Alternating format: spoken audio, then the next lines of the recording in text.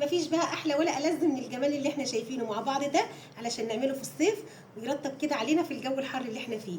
احلى وألذ واطعم تراي في الفراوله هتعمليه، وبجد هيطلع في منتهى الجمال. شايفه؟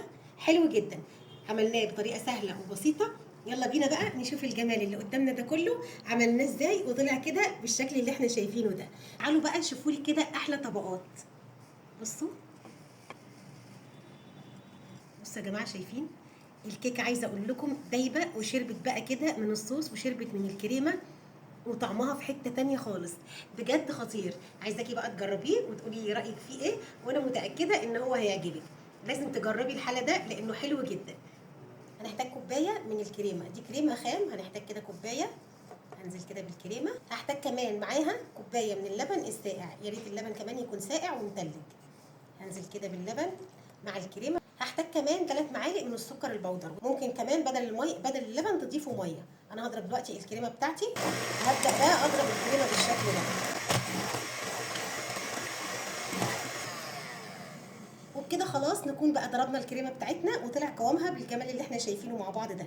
شايفين قوامها حلو جدا. ممكن كمان نخفها عن كده شويه، بس هي كده قوامها جميل. بصوا القوام عامل ازاي، حلو جدا. هنسيبها بقى دلوقتي على جنب ونشوف بقى الكيكه بتاعتنا. ودي الكيكه بتاعتنا. عملنا كيكه حطيت عليها كده قطع من الفراوله وضربتها بقى مع بعضها. هكتب لكم المكونات بتاعتها في الفيديو من تحت. شايفين؟ حلوه جدا. هنقطعها بقى دلوقتي مع بعض ونشوف احلى كيكه. لو عندكم بقى اي كيكه بايته في الثلاجه وما حدش راضي ياكلها، او كيكه نشفت منكم، ممكن برضو تستعملوها في الوصفه دي، هتبقى حلوه جدا. هنقطع بقى الكيكه بتاعتنا، وخلاص خلصنا بقى كل الكميه بتاعتنا وقطعناها كده بالشكل ده. زي ما قلت لكم هو ده الحجم اللي انا عايزاه. هجيب بقى البوله بتاعتي او الطبق بتاعي، اي حاجه هنشتغل فيها زي ما احنا شايفين كده، وهنزل بقى بقطع الكيك كده. هاخد طبقه كده من الكيك وافردها كويس جدا بالشكل اللي احنا شايفينه مع بعض ده. ممكن زي ما قلت لكم تجيبوا كيكه جاهزه، او كيكه لو بايته عندكم تستعملوها في الوصفه دي، هتبقى حلوه جدا. هجيب بقى عصير فراوله خفيف احنا عاملينه، وهبدا كده انزل بعصير الفراوله على الكيك بتاعي. بصوا بقى هنسقي الكيك بتاعنا عصير فراوله كده بالشكل ده. كده خلاص سقيت بقى الفراوله بتاعتي كده، او سقيت الكيك بتاعي كده عصير فراوله خفيف.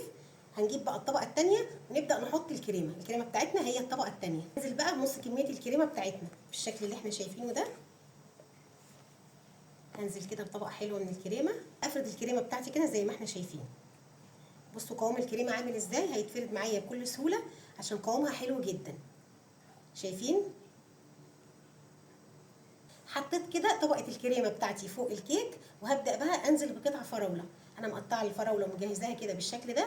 هنزل بيها بقى كده فوق الكريمه. حطوا بقى الطبقه اللي تريحكم. انا هنزل كده بطبقه حلوه من الفراوله.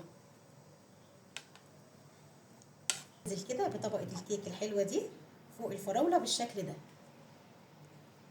هنوزع برضو الكيك ومش هسيب اي فراغات فوق الوش ولا اي حاجه. وكده خلاص نكون نزلنا بالطبقه الثانيه بتاعت الكيك بالشكل اللي احنا شايفينه ده. هنزل بقى ببقيه الكريمه بتاعتي على الكيك علشان نعمل الطبقه الثانيه من الكريمه. انا بقى كنت مجهزه صوص فراوله. هنزل كده بصوص الفراوله على الكريمه. شايفين؟ قوامه حلو جدا. برضو هكتب لكم طريقته في الفيديو من تحت. هنزل كده بالصوص كله.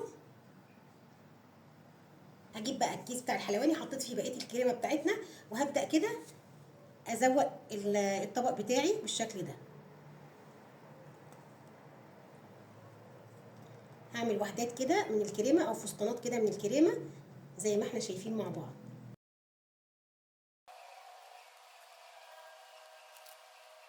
هجيب بقى وحدات من الفراوله كده احطها فوق الكريمه بتاعتي بالشكل ده علشان تديني شكل جميل زي ما احنا شايفين مع بعض.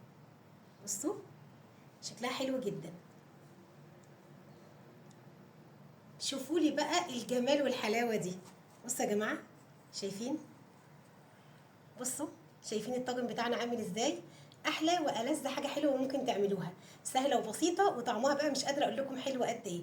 بصوا الجمال. شايفين؟ لوحه فنيه بجد خطيره. هتجربوها وانا متاكده ان هي هتعجبكم. شايفين؟ حلوه جدا.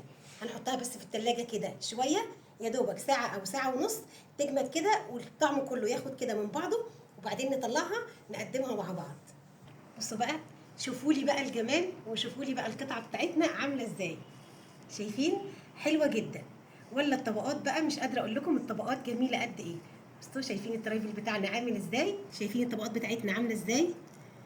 عايزه اقول لك احلى ترايفل ممكن تاكليه، بجد خطير، حلو جدا، ساقع ومنعش، وطعمه بقى في منتهى الجمال. بجد يا جماعه عايزه اقول لكم خطيره.